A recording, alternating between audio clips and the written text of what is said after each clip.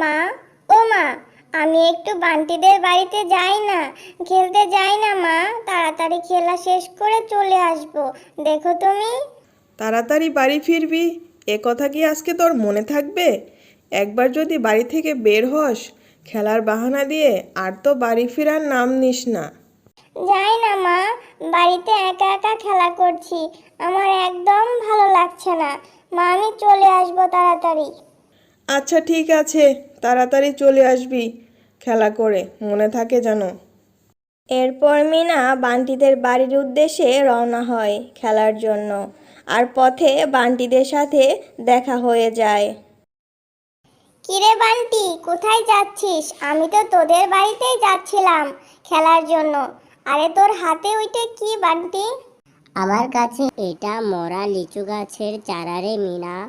মা আর আমি মিলে আজ বাগানটা পরিষ্কার করেছিলাম, তখন এই চারাটা চোখে পড়েছিল। মরে গেছে তো, তাই ফেলে দেওয়ার জন্যই যাচ্ছিলাম। আহারে, মরা চারা গাছটা কত অসহায়, মরে গেছে বলে তাকে এত অবহেলা করতে হচ্ছে। বলি বাঘিনী কাকিমা, মরা গাছ মরে গেছে তাতে কি হয়েছে? আরো কিছুদিন যত্ন নিয়ে দেখো, যদি জীবিত হয়। ধুর মিনা, তুই দেখছি পাগলের মতো কথা বলছিস। এই মরা গাছটা যত্ন নিয়ে কি হবে আমার? না দিবে পাতা, না দিবে সবজি। শুধু শুধু এতে অযথা সময় নষ্ট করার মতো সময় আমার নেই। আমার এটা বরং ফেলে দিয়েই আসি। না বাঘিনী কাকিমা, মরা গাছটা ফেলে দিও না, তার চেয়ে বরং আমাকে দিয়ে দাও, আমি যত্ন করব। বাবা, সামান্য একটা মরা গাছের জন্য তোর এত দরদ? আর দরদ উঠবেই না কেন? তোদের মতো গরিবদের আবার দয়া মায়া বেশি আছে কিনা?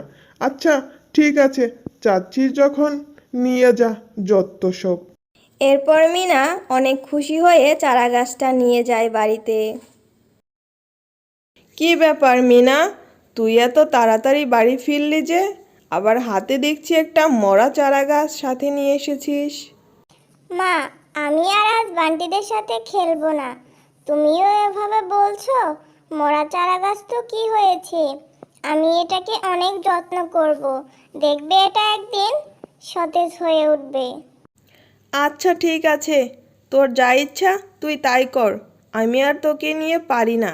ঠিক হয়েছিস তোর বাপের মতো। এরপর মিনা সেই মরা গাছটি রোপণ করে দেয়। রোজ সকালে মিনা সেই গাছটিতে পানি দেয় এবং খুব ভালোভাবে গাছটির যত্ন নিতে থাকে।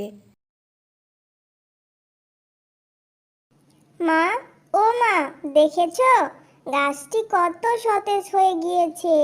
দেখে নিও, একদিন আমার এই ছোট্ট চারা গাছটিতে কত লিচু ধরেছে, আর আমি রোজ অনেক লিচু খেতে পারবো, তাই না মা? মা, আমি এখন যাই তাহলে, পুকুর পাড় থেকে কলস ভরে পানি নিয়ে আসি।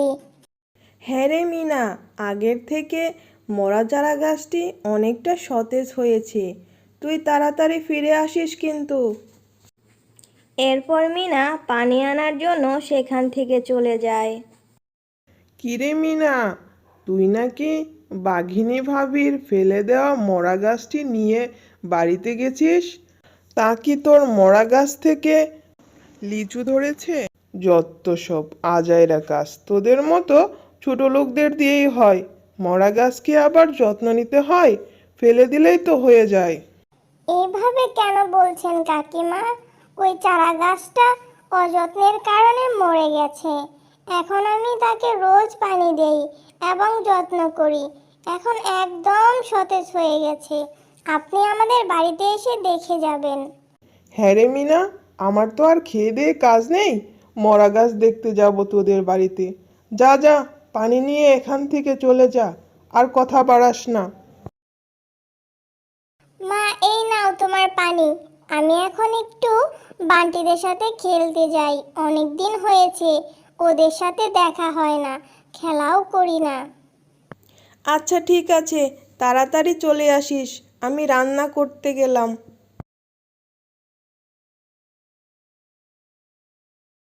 কিরে মিনা, অনেকদিন পর তোকে দেখলাম।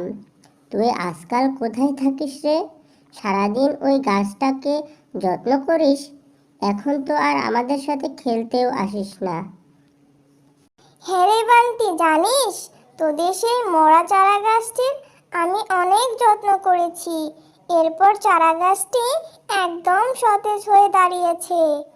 আয় দেখবি, আমাদের বাড়িতে দেখবি, আয়। না রে মিনা, আমাদের এত আজাইরা টাইম নাই। মরা গাছটা দেখতে তোদের বাড়িতে যাব? তুই আমাদের সাথে খেললে খেল, না খেললে চলে যা। আর আমাদের সাথে না খেললে বরং তোর মরা গাছটির যত্ন নে। যা এখন থেকে, যা। এরপর মিনা বান্টিদের কথায় কষ্ট পেয়ে সেখান থেকে চলে যায়। আর কারো কথায় কান না দিয়ে মিনা সেই চারা গাছটি রোজ যত্ন করতে থাকে। মা মা, দেখো আমাদের সেই ছোট্ট চারা গাছটি কত বড় হয়েছে আর কত লিচু ধরেছে। মা, আমি রোজ অনেক লিচু খেতে পারবো, তাই না?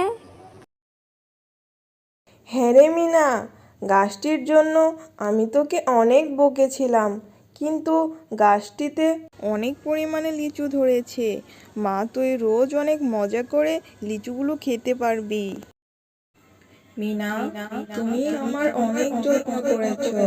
আমি তোমার কারণে এত পরিপুষ্ট হয়েছি। এটা কোনো সাধারণ লিচু গাছ নয়, এটা একটা জাদুর লিচু গাছ। আর একটা কথা শোনো, এই গাছের লিচু কখনো ফুরাবে না। এই লিচু বিক্রি করে তোমাদের সংসারের অভাব দূর হয়ে যাবে। এরপর মিনার মা লিচু গাছ থেকে লিচুগুলো পেড়ে বাজারে নিয়ে বিক্রি করতে যায়। এই লিচু আছে গো লিচু, মিষ্টি মিষ্টি লিচু, কে কে নিবেন নিয়ে যান মিষ্টি মিষ্টি লিচু। কি রে শেফা, তুই এত লিচু কোথায় পেলি? লিচুগুলো তো দেখে তো বেশ রসে ভরা টসটসা লাগছে। তোদের তো বাগানে কোনো লিচু গাছের চারাও ছিল না, তাহলে কোথা থেকে পেলি এত লিচু? আরে বাঘিনী ভাবি, আমার মেয়ে মিনা কোথা থেকে যেন একটা মরা লিচু গাছের চারা নিয়ে এসেছিল।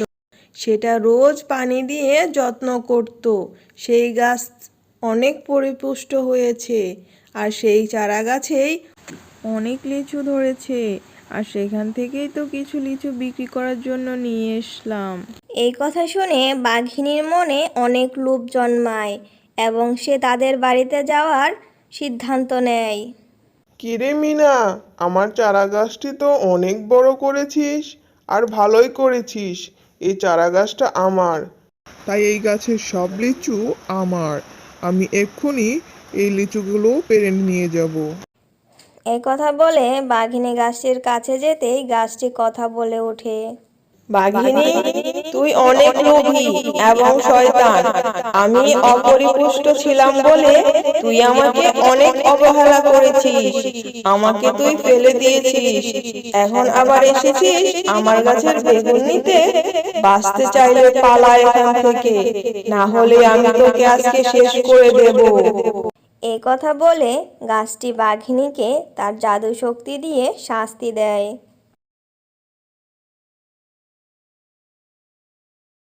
ওরে বাবা রে, ওরে মা রে, এদিকে জাদুর বেগুন গাছ, ছেড়ে দাও আমায় বেগুন গাছ, আমি আর কখনো এমন করব না।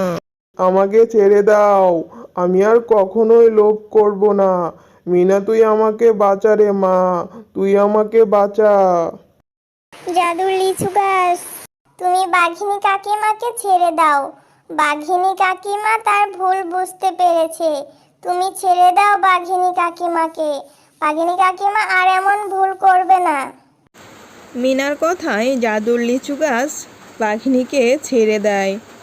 লিচু গাছের হাত থেকে বাঁচার জন্য বাঘিনী দৌড়ে পালায়। তোমাকে অনেক ধন্যবাদ জাদুর লিচু গাছ, তুমি আমার কথা রেখেছো। তুমি আমার কথায় বাঘিনী কাকিমাকে ছেড়ে দিলে। তোমাকে অনেক অনেক ধন্যবাদ মিনা, তুমি আমার জীবন বাঁচিয়েছো। তোমার এই ঋণ আমি কখনোই ভুলবো না। তোমাদের বিপদে আমি তোমাদের পাশে থাকবো।